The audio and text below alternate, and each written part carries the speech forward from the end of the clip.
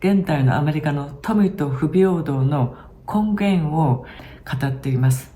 どうしてこういうことができたかという白人の意識、それを非常に巧妙に勇気を持って見せています。普通映画ではなかなかこういうの見せたくないですよね。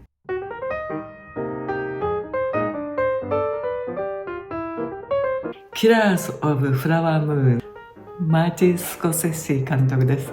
私の大好きなマーティン・スコセッシです。マーティン・スコセッシは数年前アイリッシュマンを作りました。あれも素晴らしい映画でしたけれども、これはまたまた素晴らしいです。マーティン・スコセッシの新境地です。マーティン・スコセッシについてはいろいろベスト10とか動画をたくさん作っていますのでご覧になってください。下にリンクを貼っておきます。この映画キラーズ・オブ・フラワームーンは事実に基づいた物語です。歴史ものです。歴史エピックです。大河ドラマ風の映画です。これはアメリカンインディアンのオセージ族の物語です。オセージ族はあちこち移動してたんですけれども、1970年にケンタッキーを追われてオクラホマのインディアン居住区に移動させられます。そこオクラホマの不毛な土地だったんですけれども、20世紀に入ってそこに石油が発見されたんですね。そしてオセージ族は一挙に金持ちになります。その当時一人当たりの収入が世界で一番多かったんですね。けれども、インディアンの中にはアルコール中毒になる人も多かったし、インディアンはお金を管理できないというんで、それぞれが白人のお金を管理する管理者を持たなきゃいけなかったんですね。そしてこの物語は1920年に始まります。その当時、こういう金持ちのインディアン、土地所有者、石油所有者のインディアンが次々に殺されます。これは3時間半のドラマです。私は長いと感じませんでしたけれども、長いといえば長いです。しょうがないですよね。これは大河ドラマなんです。そしてApple Plus 提供ですよね。Apple Plus とパラマウントですから。ですからこれをミニシリーズにしなくて、映画にするために、これの映画のフォーカスが本と違っていますね。本はかなりインディアン殺害の捜査の部分が長いんですけれども、その捜査、難しい捜査だったんですね。で、それが元で FBI ができたんですけども、捜査が難しかったのは、町の有力者も町の人も裁判官も警察も医者もグルだったんですね。で、映画の方は人間ドラマになっています。キャラクタードラマになっています。インディアンと結婚した白人、そのカップルの物語が主になっています。で、これ、Apple Plus ですから、劇場公開されてますけれども、それが終わると、あとはもう Apple Plus でしか見れません。レンタルとか他の配信では見れませんので、ぜひ劇場でご覧になってください。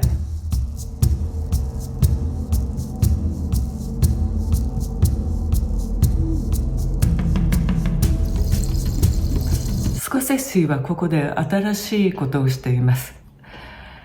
歴史的視点を持ってきたんですね。スコセッシはここで現代のアメリカの富と不平等の根源を表現しています。語っています。で、それとその白人の心理ですよね。どうしてこういうことができたかという白人の意識、それを非常に巧妙に勇気を持って見せています。普通映画ではなかなかこういうの見せたくないですよね。それを見せています。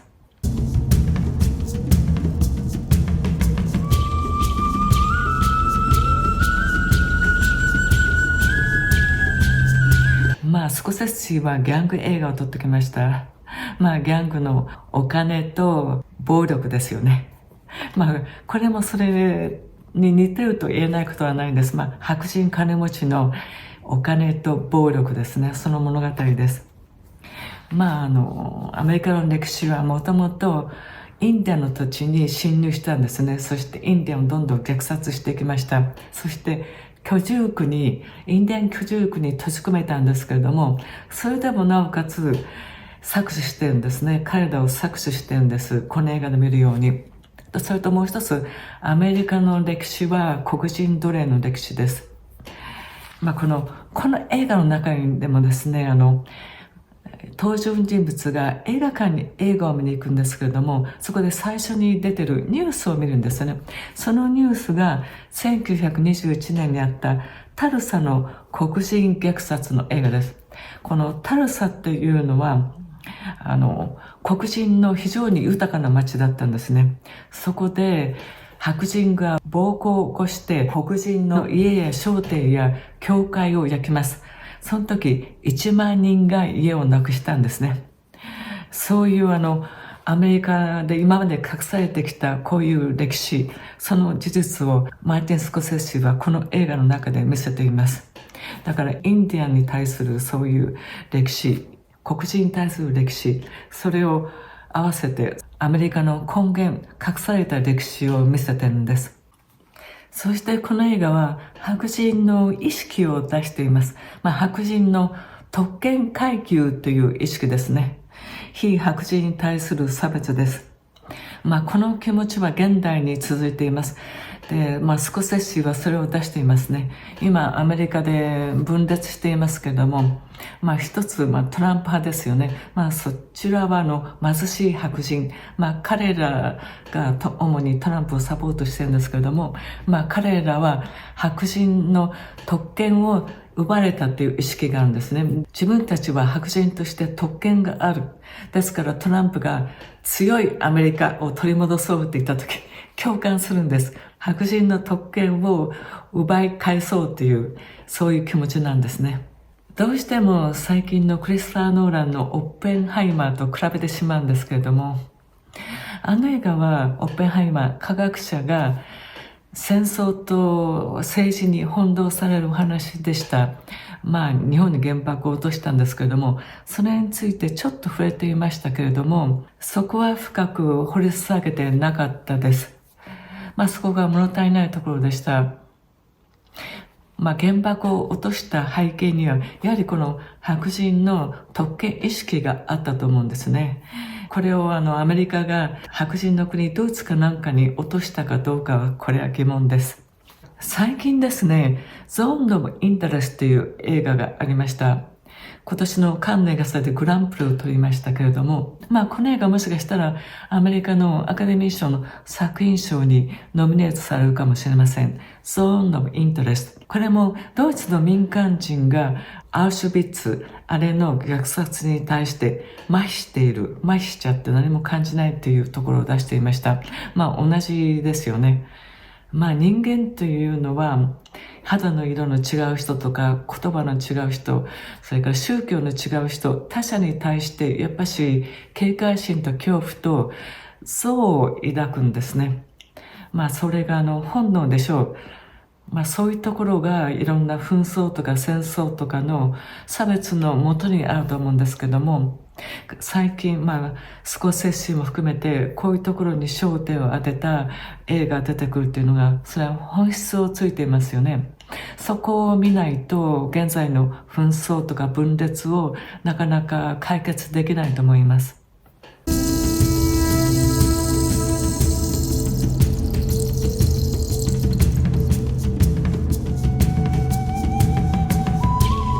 マーティン・スコセッシの新しさの2つ目。それはこの映画でスコセッシはオセージ族の、アメリカ・インディアのオセージ族の文化や習慣やスピリチュアリティをとても美しくとっています。スコセッシはオセージ族のコンサルタントを入れたんですね。スコセッシはカトリック、キリスト教で、それまでそれの関係の映画が多かったです。最後にスコセッシはカメオとして出演してるんですね。それでどれだけ彼がこの映画、オセージ族に入れ込んでいたかがわかります。主な登場人物は3人です。まずアーネスト。アーネストは戦争に行ってたんですね。第二次世界大戦。ヨーロッパから帰ってきます。そして仕事を求めてオクラホマにいるおじさんのところに行きます。おじさんはそこで牧場を持っていました。牛がたくさんいるんですね。まあまあの金持ちです。で、そこの運転手になります。その当時、オセージ族は、金持ちのオセージ族は運転手を持ってたんですね。インディアンの女性、モーリーの運転手になります。そしておじさんがアーネストに勧めるんですね。結婚をほのめかすんです。で、このおじさん、ロバート・デ・ニーロが演じていますけれども、彼は自分のことをキングって言ってるんですね。彼は非常にオセージ族の信頼を得ていて、そして表面はとてもいい人なんです。いいおじさんなんです。慕われているんですね。だけれども、陰ですごく冷酷な計算をする、どんどんオセージ族のお金、悪いことして、殺人までしてお金を吸い上げていくソシオパスなんです。このロバート・デ・ニーロですよね。こういうサイコパス、タクシードライバーからそれからキングオブコメディでもやりましたけれども、ここでもかなりのソシオパスです。そしてデカプリオですね。で、結婚して愛情もあったと思うんですけれども、やはりおじさんの影響というか、おじさんが怖いというか、あんまり強い人じゃないんです。気楽な人なんですね。最初は気楽なんですけれども、やっぱり彼がだんだん犯罪に巻き込まれていって、で、内側の葛藤が見えますよね。その愛情と家族に対する愛と、そしてそれとやはりお金が欲しい、それと悪いことしているという、そういう葛藤を見せます。レオナルド・デカプリオ、素晴らしい演技をしています。そこのところ、なかなかこういうのを出せる俳優はいないですよね。で、もう一人、インディアンの女性を演じる、モーリーを演じるリリー・グランドストン。彼女が静かな演技をしています。そこにいるだけでインディアンのスピリチュアリティ、文化を象徴していますよね。そこにもう諦めたような悲しさもあるし、非常に自分の文化に対する、自分に対する誇りもあります。そして静かにそこにいるんですね。彼女の不安とか恐怖とか愛情とか、その文化に対する信念とか、いろんなところがそこにあります。彼女はいるだけで素晴らしいです。この3人ですよね、アカデミー賞にノミネートされると思います。来年の主演女優賞ですけれども、彼女とエマ・ストーン、愚かなる者のエマ・ストーンの対決になるんじゃないかと思うんですよね。私はリリー・グランドストーン、彼女がアカデミー賞を取るんじゃないかと思います。他にもこの映画、いろんな分野でアカデミー賞にノミネートされると思います。映画を ABC で評価します。評価の基準は下をご覧ください。キラーズ・オブ・フラワームーン。マーティン・スコセッシはアメリカの現在の繁栄と不平等の元根源を見せてくれました。とても勇気のいるところです。白人としては勇気のいるところだと思います。そしてこの映画はアメリカン・インディアンのオセージ族のそのスピリチュアリティを美しく見せました。キラーズ・オブ・フラワームーン。私の評価は A です。ツイッターの方でレビューしてない新作や日本公開前の新作、また私の見ている映画、そしてスイスでのブログみたいなこともしています。そちらもご覧になってください。